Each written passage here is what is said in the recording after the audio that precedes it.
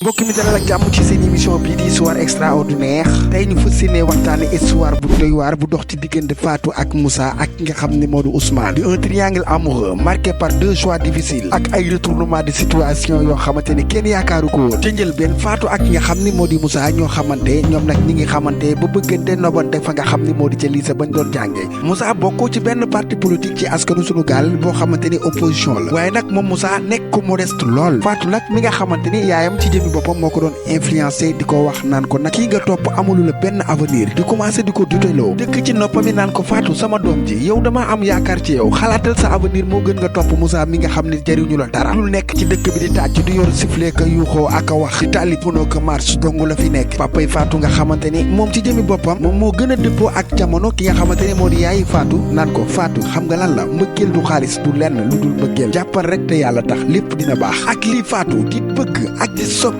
di wóolu ak doyloo ak jigéen ki nga xamante ni moo di Moussa teewul rek pression daal di dal ci kawam mu mujj nag accepter ki nga xamante ni moo di Ousmane mii nekk ci APR li nga xam ne moom la ko doon laaj APR ku ne xam ne ni ci jooju la jamono ñoo nekkoon au pouvoir Fatou nangu sëy ak ki nga xamante ni moo di Ousmane offrir ko vie bu normal bu meilleur vie boo xamante ni bu neex la une vie de rêve waaye li xale yi bëgg di wurus oto bu rafet villa di tukki fu nekk Fatou nag confort matériel boobu daal di ko séduire mu daal di marié ak nga xamante ni moo di Ousmane jamono di dox dunduk Fatou ak Ousmane di gën di confortable Fatou dem ba fàtte ni Ousmane mii ci ak nguur la nekk yàgg-yàgg mën naa nax saay ñu ne diis rek Ousmane parti bi nga xamante ni ji la nekkoon di APR daal di daanu nërmeelu Ousmane daal di ñàkk pouvoir bi privilège yi mu amoon yépp mu ñàkk ko mu mujj dem ba mujj di jaay këram ak di jaay otoom di jaay lépp li nga xamante ni rek amoon na ko ngir mën a dund continuer dund gu neex gi mu doon dund ci jooju la jamono Moussa mi ngi woon ci opposition bi ndekete yow parti bi nga xamante ni moo falu parti Moussa la Moussa nag nekkoon jàmbaar lool doon góorgóorlu ci parti ba tax rek ñu daal di ko fal directeur général ci benn société Moussa di ko doxal dundam commencé changer mu daal di réussir Fatou nag ci jëmi boppam bi mu yëgee ne Moussa fal nañ ko mu commencé regretter nag ak réccu Fatou xelam dem ci kàddu yi nga xamante ni moom la ko Moussa daan wax ak bëgg gi nga xamante ni moom la bëggoon Moussa waaye bëggoon rek jamono kontaan ci moom ay jigéen ñaalem bég ci moom tax mu àndoon ak ki nga xamante ni moo di Ousmane Milé ndax rek vie de luxe mu am bis Fatou di woo ko rek ni ko waaye yëg nga li nga xamante ni moo xew Fatou ni waa lan la ñu ne ko yëgoo ne ki nga xam ni moo di Moussa sa ex bi nga xamante ni yéen a nga xamante woon lycée ànd doon benn dem ba liggéeyandoo moom ci jëmi boppam de moo fas yéene takk jabar ñenn ci ay xaritam mën a kaa lool tax ñu naan ko waaye yow Moussa laa la wax Moussa léegi sax ab directeur la di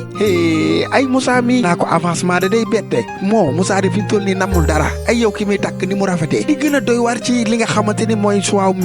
Moussa ci jëmi boppam ki mu choisir kenn la ci xaritu Fatou yi nga xamante ni ñoom la daan àndal lii de la naan lu baax boo ko yoree te xamoo ko ñi lay jigee bésu ko buñ koy xam di ko jël awa nag di xale bu tuuti une jeune femme bu belle rafet lool yor ay bët yoo xamante ni day tàkk ni melax bu reetaanee rek nga foog ni moom doo nga am ay bëñ yu rafet di naka noonu ba ko Fatou yéegee ak dundam commencé jaxasoo mu nekk ci ay douleur naqar bu metti lool ak réccu fu mu toll ndax kat li nga xamante ni mooy li mu bëggoon mooy bànneex dund ko ak ki nga xamante ni moo di Moussa Milé waaye xeeb ko tax tey ji mu dem ci Ousmane jural ko naqar bile demul ca xew ma lu dul toog ci ab ruqam di fàttaliku jamono yu neex yi nga xamante ni moom la doon dund ak Moussa mbëggeel gu sincère gi ñu doon dund espoir yi ñu ci amoon lépp xëy nax saay Fatou nag mujj di